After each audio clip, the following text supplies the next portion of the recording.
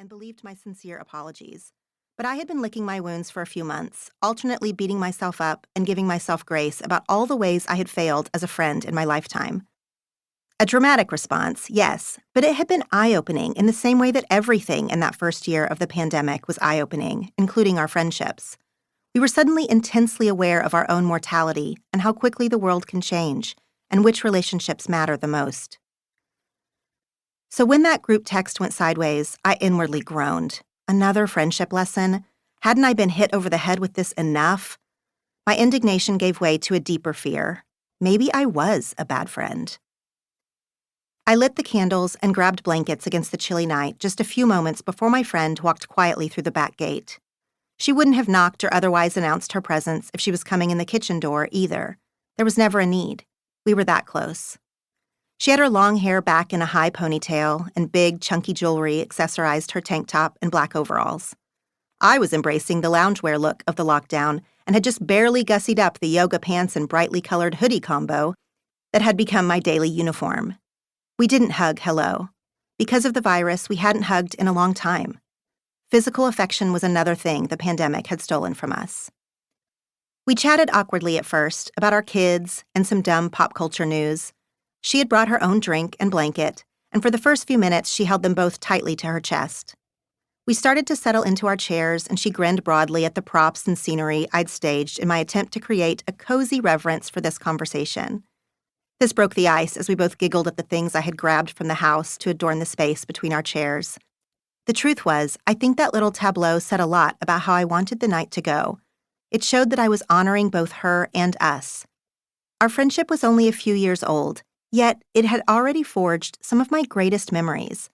On that night, I was trying to make up for being flippant about her feelings by going overboard with care for the reconciliation.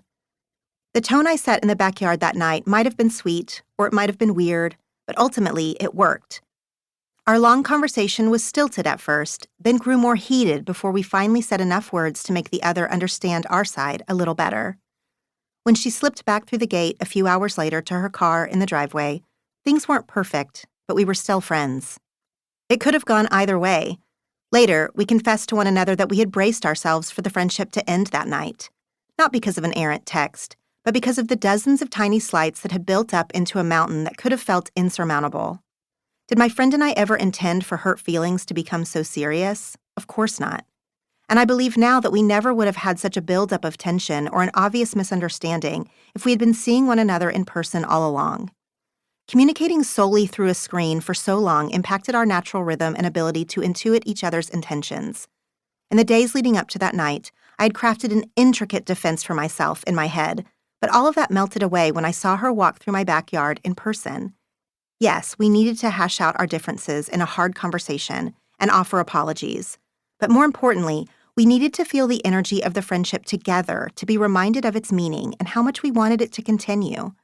We could have ended something that is a joy for both of us. It happens. But I'm so glad we didn't. These fraught friendship experiences of the last few years made me feel ill-equipped to write this book. But those same conflicts also made me dig deeper into the friendships that sustain me now and to think back on those that have shaped my life. Because I credit my friendships, from the decades-long sisterhoods to the fleeting and seasonal sidekicks, with having influence over my confidence, my favorite memories, my style and taste, my career choices, and even my motherhood. Yet adult friendship isn't talked about with much nuance. We use the term friend to cover a wide swath of relationships in our life, from those who are barely more than an acquaintance to those who would answer our call in the middle of the night.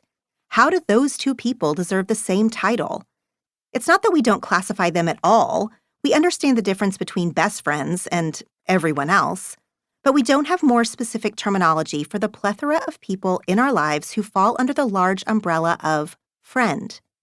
At least I didn't until I was introduced to the idea of having a life council, an advisory board of friends, much like a business or organization has an advisory board of professionals, by my friend Chris-Ann over 10 years ago during a retreat I hosted at my lake house.